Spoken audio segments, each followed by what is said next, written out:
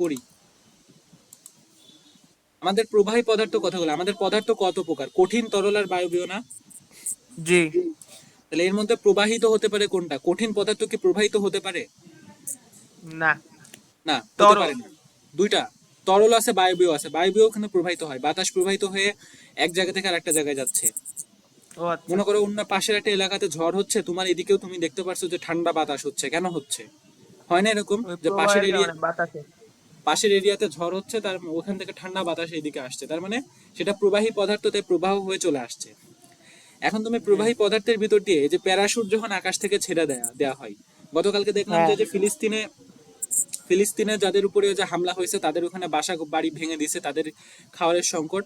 ওই প্রতিবেশী দেশগুলো কি করছে, হেলিকপ্টার থেকে খাওয়ার ওই প্যারাশুট দিয়ে নিচে ছেড়ে দিছে, প্লেন হ্যাঁ। দিয়ে ছেড়ে দিছে। এই খাবারের বস্তা এগুলো সব নিচে নেমে নেমে পড়ছে।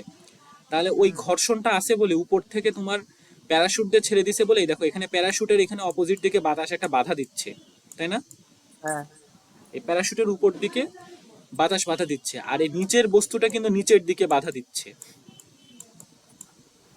হ্যাঁ। ঠিক আছে, একটু ছবি এঁকে বুঝাই। এটা আমি একদম মানে বিগিনারদের মতো বুঝাচ্ছি। এই মনে করি একটা প্যারাশুট,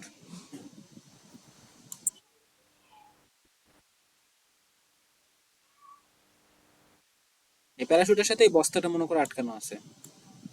জি। এখন দেখো, এই বাতাস কিন্তু উপরের দিকে প্যারাশুটটাকে ঠেলছে, তাই না? জি। আর এই হ্যাঁ। বস্তুটা নিচের দিকে টেনে নিয়ে যাচ্ছে। তাহলে বাতাসের বাধা জি। মনে করো 10 নিউটন, আর এই এটা বস্তুটার মনে করো বস্তুর ভার বেশি। বস্তুর ভার বেশি 20 নিউটন, সেই কারণে বস্তুটা আস্তে আস্তে নিচে নেমে আসছে। নিচে নেমে আসছে। যদি এরকম বুঝছি। হতো যে বস্তুটা এরকম 2 নিউটন, তাহলে বাতাস ঠেলে তাকে আরো বিশ্বের বাইরে নিয়ে চলে যেত, মহাকাশে নিয়ে চলে যেত। ঠিক আছে, বুঝছি। তাহলে এই ঘর্ষণটা আমাদের জন্য ইম্পর্টেন্ট কিনা? অবশ্যই ইম্পর্টেন্ট। আবার দেখো, তুমি পানির বালতির মধ্যে পানি নিয়ে হাত নাড়াও, দেখো হাত জোরে জোরে নাড়াতে পারছো না, পানি তোমাকে আটকায় দিচ্ছে।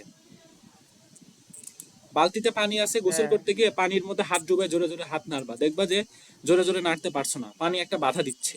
হুম। তাহলে এই জিনিসটা হচ্ছে প্রবাহী ঘর্ষণ। অথবা সাঁতার কাটতে গেলে দেখবা যে পানি বাধা দিচ্ছে, তুমি অনেক জোরে হাত চালাচ্ছ, বাট তুমি পানির বাধার কারণে যেতে পারছো না। এই জিনিসটা হচ্ছে প্রবাহী ঘর্ষণ। হ্যাঁ। তোমাকে একটা ঘর্ষণ বল একটা তোমাকে বিপরীত দিকে বাধা দিচ্ছে। ঘর্ষণের কাজ কি? বিপরীত দিকে বাধা দেওয়া।